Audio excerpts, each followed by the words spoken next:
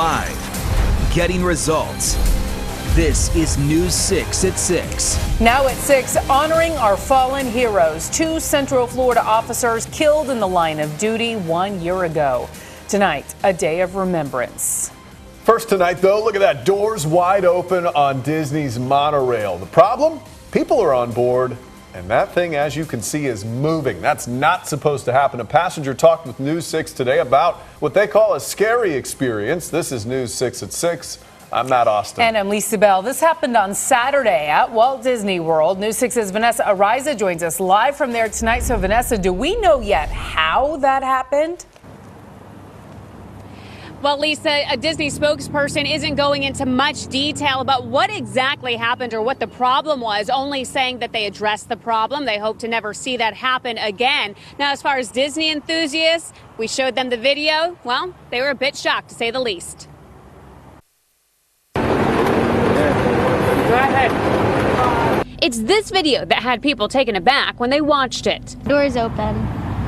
That's not good. As much of a Disney lover I am, I'm speechless, quite frankly, because they're so to the point with liability, and everything that they do is to perfection, so I'm quite surprised. It was taken this weekend by a passenger who wished to remain anonymous, but she did speak with News 6 over the phone about the experience. I love the parks, and I've always had fun riding the monorails before, and now I don't feel like I can safely ride them. We were lucky this time, but if it happens again, you can't guarantee that somebody wouldn't be really seriously hurt or, God forbid, killed. It was Saturday morning when she and her parents got on the monorail to head to Epcot. The cabin wasn't too full, with mostly adults and 2 small children.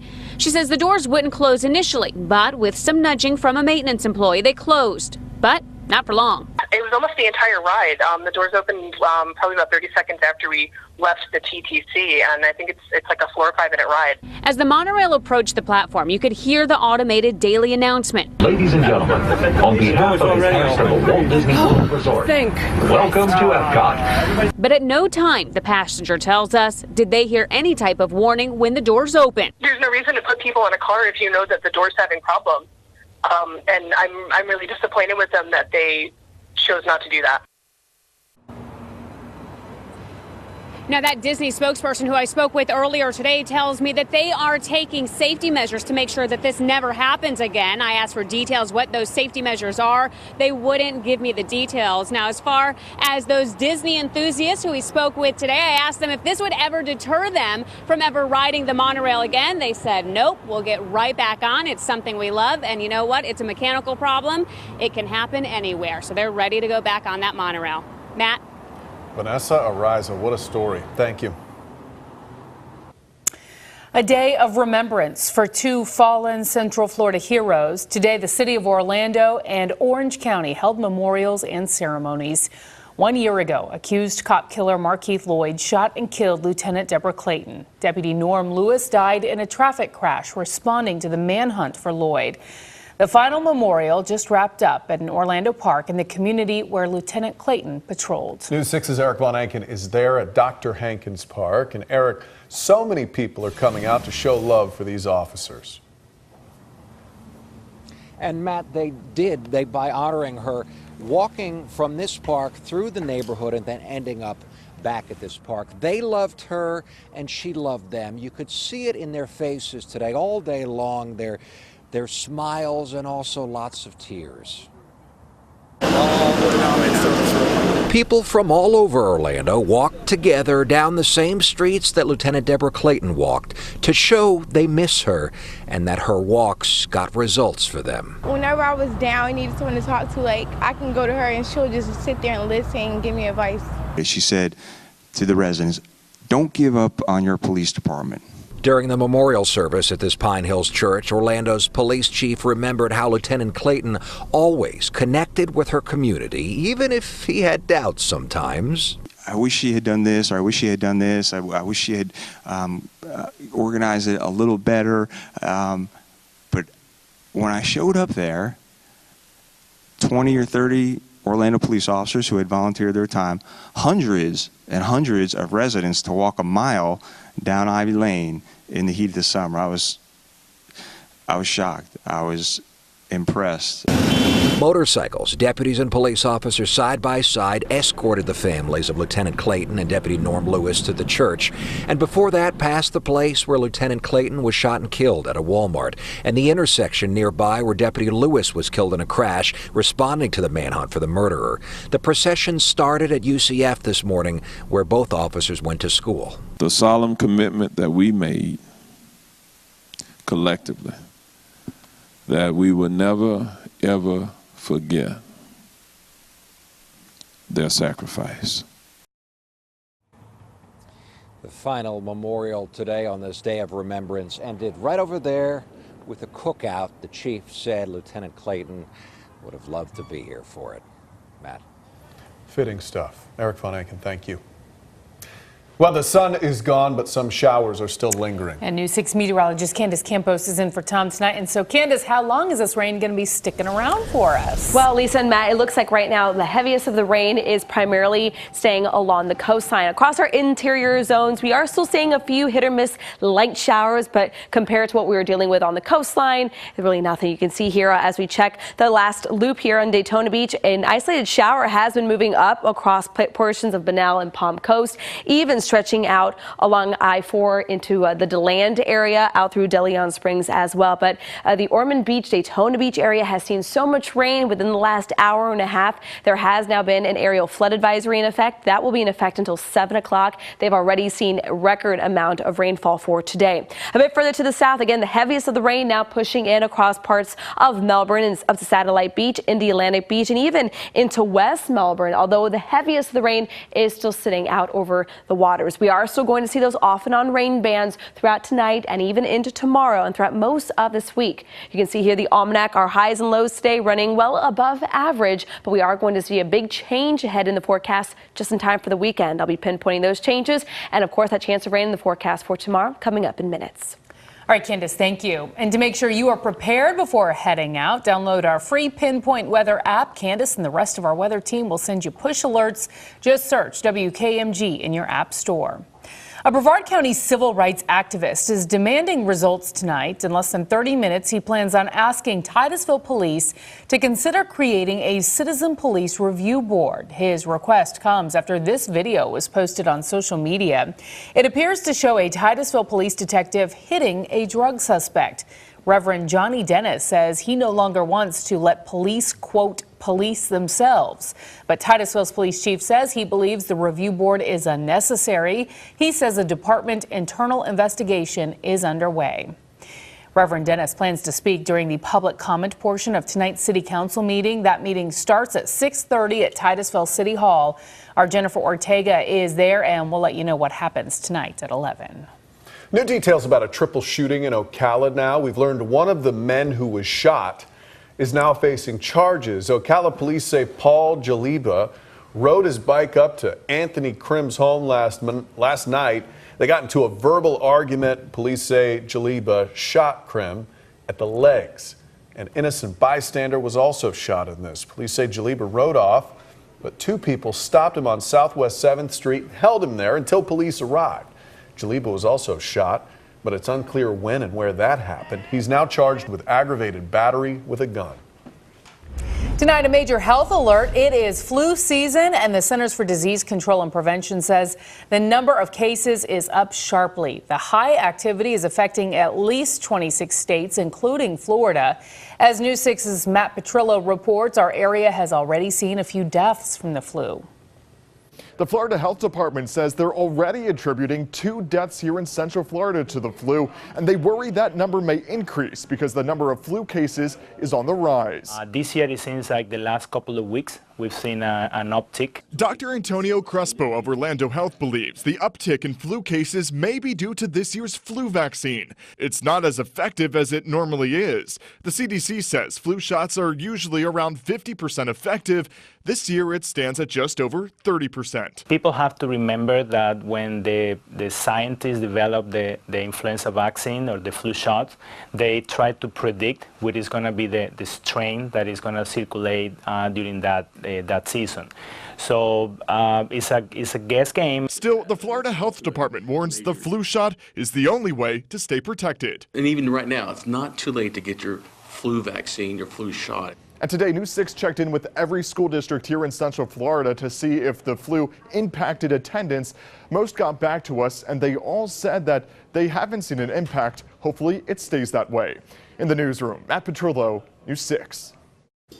Matt, thanks. Now, to get all your flu-related questions answered and some prevention tips, head to our website, clickorlando.com. We've posted the information in the health section.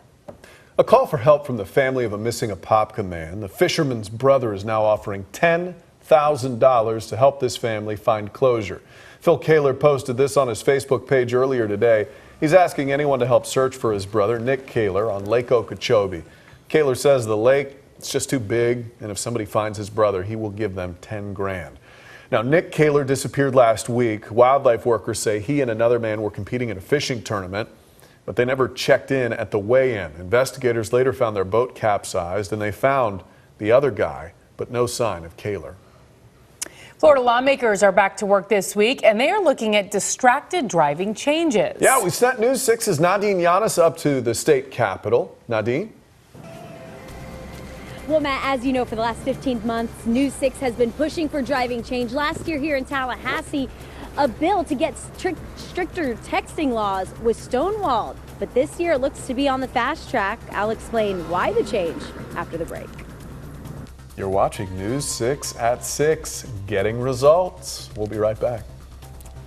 Sponsored by Florida Hospital, ranked #1 in Orlando by U.S. News and World Report again. Live with Matt Austin, Lisa Bell, Julie Broughton. Weather with Chief Meteorologist Tom Sorrells and Meteorologist Candace Campos. And sports with Jamie Say. This is News 6 at 6, getting results. We at News 6 made it our mission to help change texting while driving laws in Florida. About a year and a half ago, came after I was sent to the hospital by a distracted driver. There's my car there. Tonight, our driving change push continues. Been a long battle. We've had a lot of setbacks, including the bill getting stonewalled last year. But today, that bill jumped a big hurdle. The very committee that stalled that bill last year passed it with a unanimous yes vote. News 6's Nadine Yanis is in Tallahassee for us tonight. Nadine, today it was very clear that it's not just my story. A lot of families out there have been impacted by this. They have, Matt. Unfortunately, as scary as yours were, we heard dozens of more today here in Tallahassee. Parents who lost children, friends who lost friends, all here on day one of the legislative session pleading for driving change. And today, we're one step closer. And on November 7th of 2014, my son Anthony was run over from behind and killed by a distracted driver. June 1st, 2010, my oldest daughter, she was 12 at the time, stepped off her school bus and was run over by a careless motorist. For nearly 3 hours, state legislatures listened to the pleas for driving change. This is not acceptable. It is not acceptable for people to be dying in the streets of Florida. It's something Representative Emily Schlossberg has always worked for. I don't want another family to go through what my family went through. Since her sister too died because of a distracted driver. So this year she partnered across the aisle with Republican Jackie Toledo and News 6 to make texting while driving a primary offense. They tried to do so last year, but the bill was killed in this very committee. But today, Chair Drake? Yes. Everybody was passed unanimously. That we got a unanimous vote. This is huge. This is legislation that affects every single Floridian and our guests. It is very difficult to get legislation like this passed. One representative said he wasn't sure what changed in the last year to get so much support. Schlossberg says that's in part to News 6. The driving change, News 6, has been instrumental in bringing the team up to Tallahassee to speak with all the legislators, do interviews, making noise, and even the town hall that driving change did last year was phenomenal. So you've been instrumental in getting this bill through.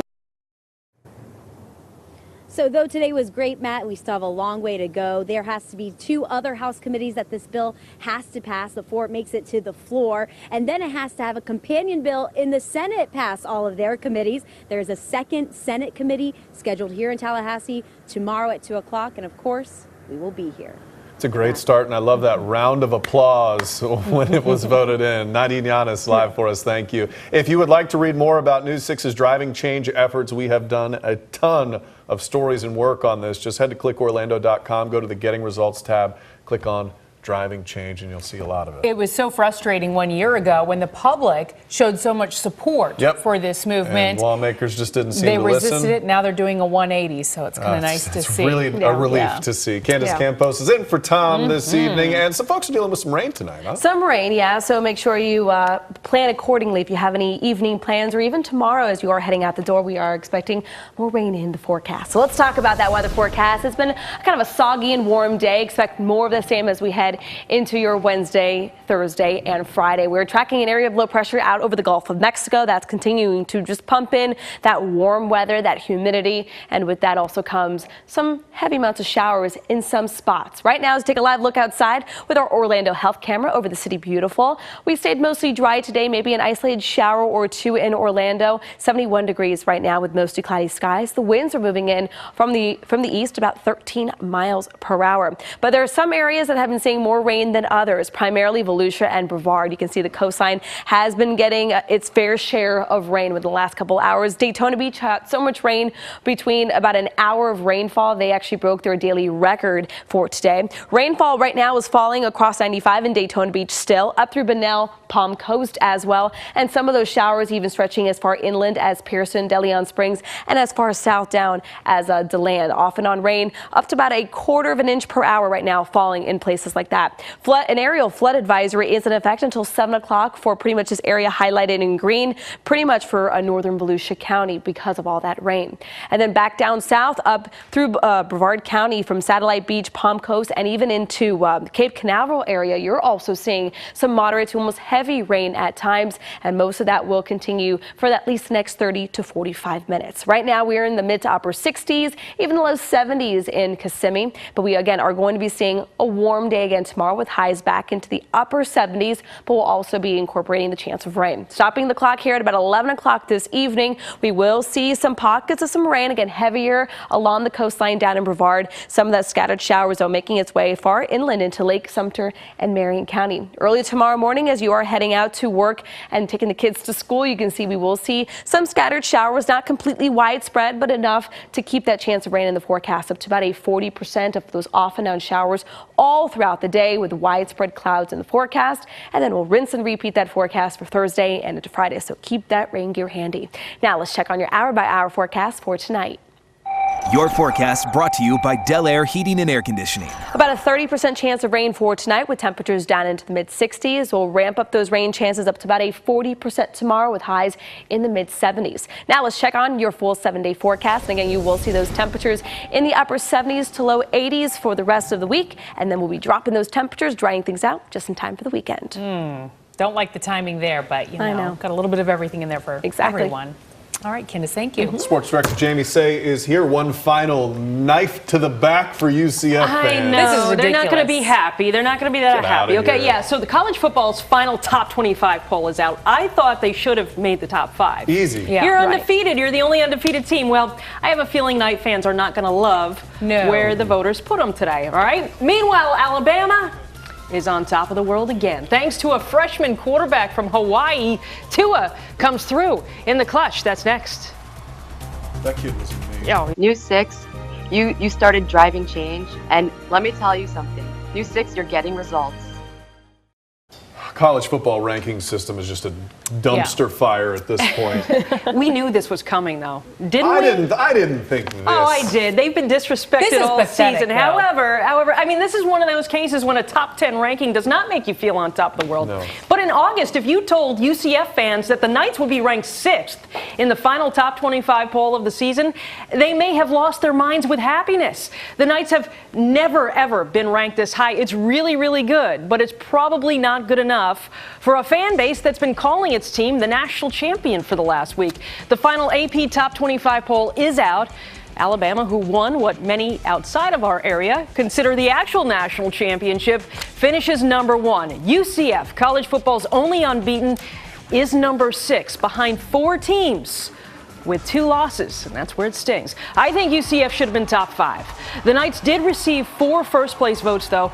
It's the only team besides Alabama to get nods for number 1. They partied with thousands of fans last night on Church Street in downtown, celebrating their 13-0 season. Vegas odds for next season are already out. UCF, 100-1 chance of winning the national championship in 2018. But the Knights are losing their backup quarterback. Nebraska native freshman Noah Vedral announced today that he's following Coach Scott Frost to Lincoln, and he's going to be a Cornhusker. Vedral saw limited time behind Mackenzie Milton this season. He threw 1 touchdown pass in his UCF career. Alabama's backup quarterback is now a legend. Freshman Tua Tagovailoa came off the bench and rallied the Tide to another national title last night. The bold move to bring in this lefty for starter Jalen Hurts is one more reason why Nick Saban is the GOAT, right? Greatest of all time. Come on, Matt. Yeah, when it comes to college football, the GOAT right there. Whatever. The number of national titles won by Saban is one more reason. Saban has 6 titles now. That's equal to Bear Bryant, and 5 in the last 9 years with Alabama. Looked like Georgia was on track to win its first national championship since 1980. Dogs were up 13-0 at halftime, but then Saban brought in Tua, and Alabama stormed back to send it overtime.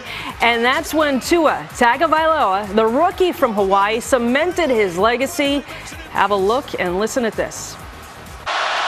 Tagovailoa trying to make up for it. Fires to the end zone. Touchdown! Alabama wins! That's the way to win a national championship right there. Devontae Smith, the 41-yard game-winning touchdown reception. Alabama 26-23 in overtime against Georgia.